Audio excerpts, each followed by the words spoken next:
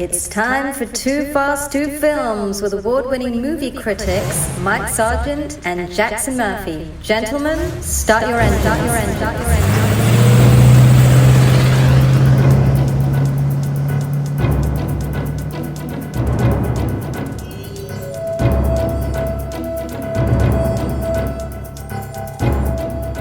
Welcome to the 2FAST2FILMS podcast with film critics Jackson Murphy and Mike Sargent. Thank you so much for listening. Hope you're doing well on this Super Bowl weekend. Maybe you want to watch a movie or two before or after the big game. We've got two new options for you for at-home viewing. First up is Malcolm and Marie on Netflix.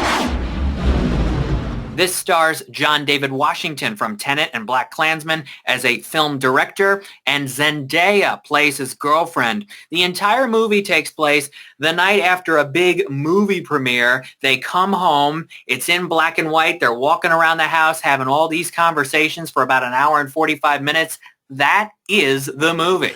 There are a lot of things about this movie I like from an artistic standpoint. I like the fact that Sam Levinson and Zendaya have this relationship built on the fact that they're doing so well with Euphoria. And Sam Levinson's gotten a lot of acclaim, but at the same time, he's been criticized. A lot of that, I think, comes out in the character of Malcolm, in the way he rails against film critics. And as a filmmaker myself who became a film critic, I definitely understand this character. I understand some of the things he's saying, but the overall feeling, even though he completely nails some of their conversations, and definitely conversations, if you've been in a relationship, you'll understand and you'll get it and you'll appreciate. But where Marriage Story was a film that was hard to watch because it's like watching two people you like argue, this is a film with two people you don't like that much argue. Yeah, I'm not a fan of Marriage Story, and I'm not a huge fan of this movie either. I think it's slightly better, but there are, you're right, some interesting and insightful moments in those conversations and some of the things that John David Washington says about film critics in the industry, a few of those little spot-on moments that I chuckled at. But these conversations that he and Zendaya have are long, they're cyclical, they don't really go anywhere, and it's a very showy movie. And that's what I'm thinking the entire time. This is so in-your-face, showy, and not really a pleasant film experience. Yeah, and it feels like a play, which, of course, it's just the two of them. It's what we would, in the industry, refer to as a two-hander. And though it does, exactly like you say, hit points, it is cyclical, because at the end of the film, you kind of go, okay, why did I sit through this for 2 hours? So the next movie, however, I felt completely different about. It's called Bliss.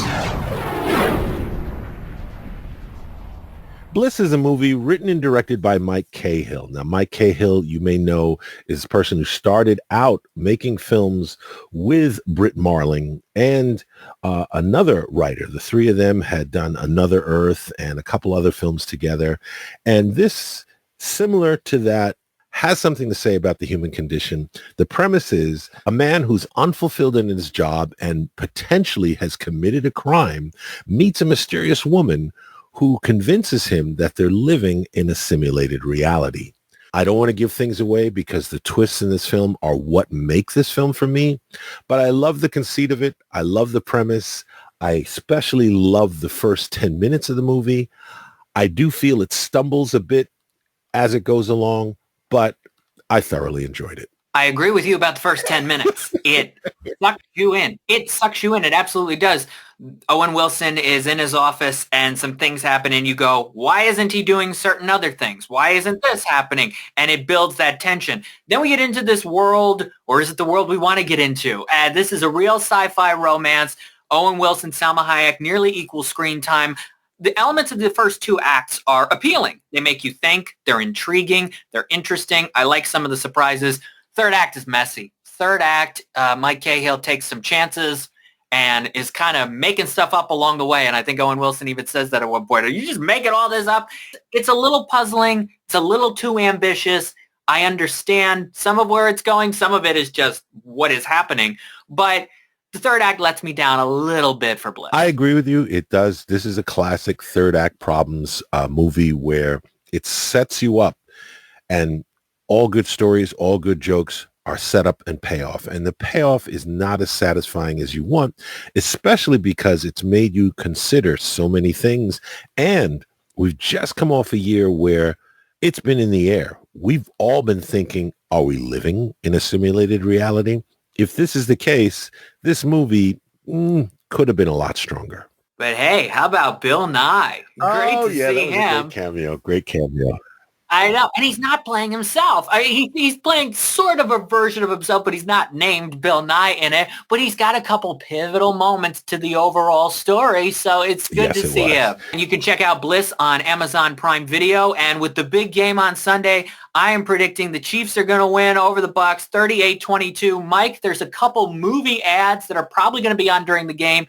One is expected to be Coming to America. The other is M. Night Shyamalan's latest thriller coming out later this summer called Old. Are you excited to see trailers for those? Probably more excited to see the Top Gun trailer. Oh, yeah. I hope there's more Top Gun action. I'm so looking forward to that Tom Cruise sequel. I caught up on the first movie like last summer to get ready, and now I've had all this time to wait for Top Gun Maverick. All right, so maybe I should be betting with you or against you on the Super Bowl. Well, that was really fast. Sadly, we've reached the finish line for this episode. Keep up with the show at 2FAST2FILMS.com. Subscribe on Apple Podcasts, Spotify, and Google Podcasts. And follow Jackson and Mike on Twitter and Instagram.